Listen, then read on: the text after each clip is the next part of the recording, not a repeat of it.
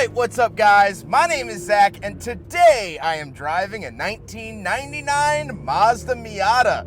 Up front is a 3.2 liter V6 and down below is a 5-speed manual transmission. Now I am super excited to be driving this Miata because it is J-swapped. It is a 3.2 liter V6 out of an Acura that has been swapped into this vehicle. And so that is going to be the whole point of this video. We're not going to be talking a lot about interior or MSRPs or any of that stuff. This is a built car for track use, and so it will be reviewed as such. But if you would like to submit your own vehicle, you can head on over to my website, zackpraedel.com/submit. It's a quick and easy submission form. It takes under a minute to fill out, and I come out to you. But let's get back to the whole reason we're here, ladies and gentlemen, that 3.2 liter V6. Like I said, it's pulled out of an Acura product, and it is known as the J32 A2. Now, when this car was tuned, it was dynoed at around 200-ish horsepower, like 205, something like that.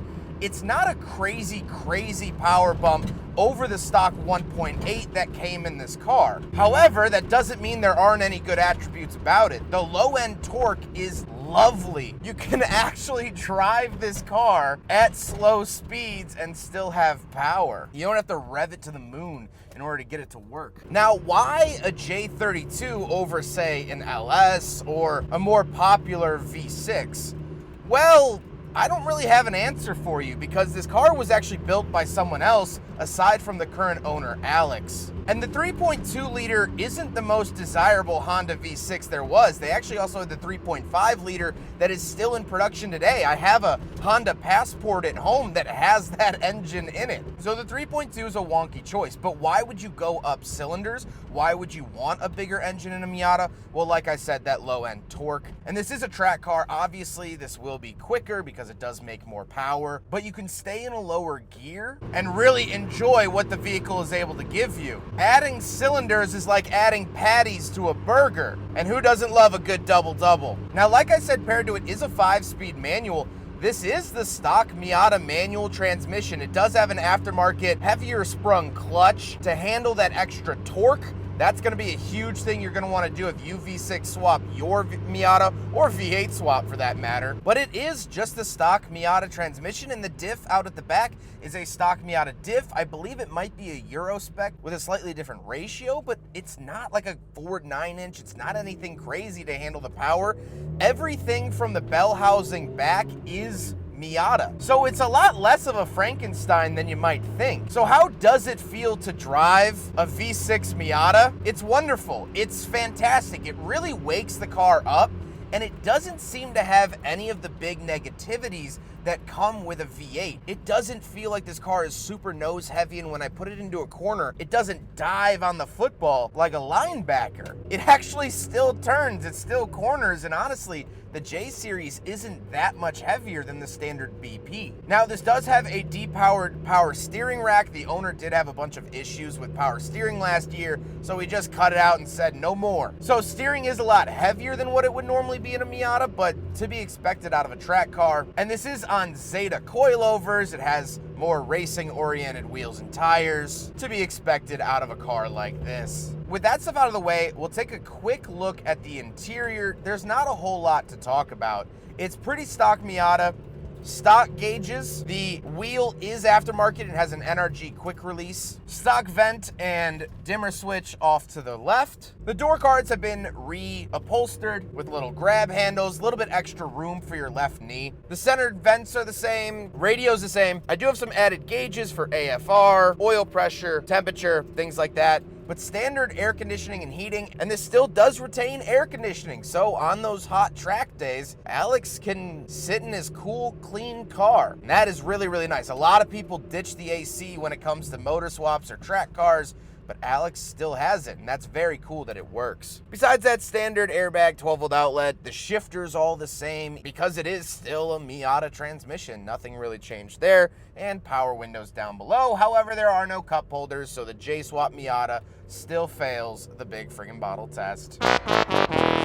I I do have an aftermarket bucket seat with racing harnesses. Visually, we'll take a look around the exterior. Some track mods, of course, some venting in the hood just to help keep temps down while out on track, although it hasn't been a huge issue for this car. Little wing out the back, and this does have the hard top. However, of course, all Miatas came with the soft top. If you wanted that option, you could get that. But with all of that being said, let's get on to my final thoughts. What do I think driving my first V6 swap Miata? Well, it's amazing. It's so good.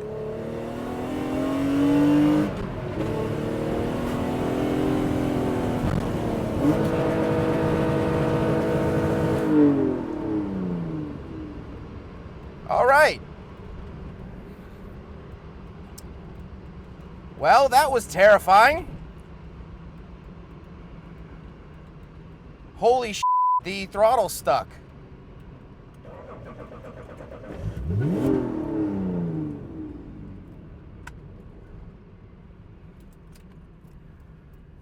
All right. I am shaking. The gas pedal has nothing to it. I think the throttle cable snapped. Let's cut to the voiceover.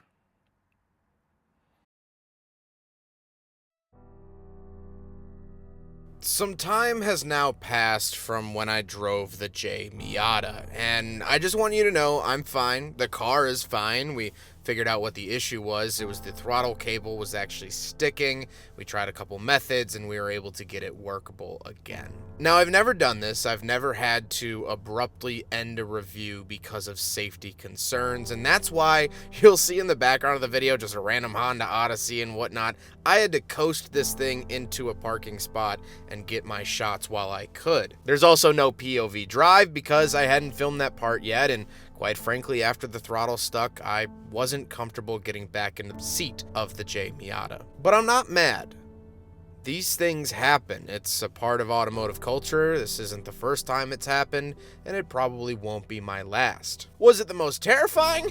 Fuck yeah, it was. It was terrible. I kept thinking about those Toyota recalls from the 2000s. Anyway, the point being, on paper and for enthusiasts, Honda motors are very reliable. K-swap the world. J-swap the world. Putting a Honda motor into a non-Honda car, or just engine swapping really anything, sometimes feels like it's the final answer. This is going to solve all of my problems. And at the end of the day, it doesn't.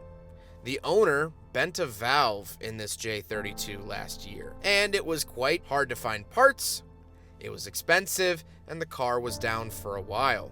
He had several power steering issues because of the way everything had to be routed. That's why I said it has a manual rack now. The owner and I agree that on paper, and when it works properly, the J-swapped Miata is one of the coolest and best driving experiences you can have in a Miata, but it isn't a coverall. It's not a full green light. There are going to be stipulations. There are going to be things that don't work. The car is still going to have downtime. It's not going to be now this all perfect, reliable track toy that you could beat the snot out of and never worry about. It's just different. Maybe the J-Swap Miata answers all of your questions and gives you everything you want out of the car, but it is going to be a nickel and dime process. And so I firmly stand behind that the J32 is a wonderful engine, and the Miata is a wonderful chassis. But there's always going to be friction when you mate the two. Is it great? Yes. Is it perfect? No. And so today, I'm a little extra thankful for my safety, for my well-being, and how quickly I was able to throw it into neutral and coast. I hope you guys enjoyed this little bit different review than normal. Definitely an odd one. Huge thank you to Alex. Alex was so awesome throughout this whole experience. As soon as this happened, I pulled over, I called him. I think I actually have footage of it. He wasn't mad, he wasn't upset. He said, "I'm sorry that happened. Let's figure out why." He came out in his Touareg. We trial and errored some stuff, got it workable, and we're able to get it home. He's the one in those driving shots. And so he's absolutely wonderful. Such a calm, cool, and collected guy, and that was exactly what I needed in that moment. I hope you guys enjoyed the video. Hope you guys learned something, or if not, maybe at least enjoyed the terror on my face. Take care, guys.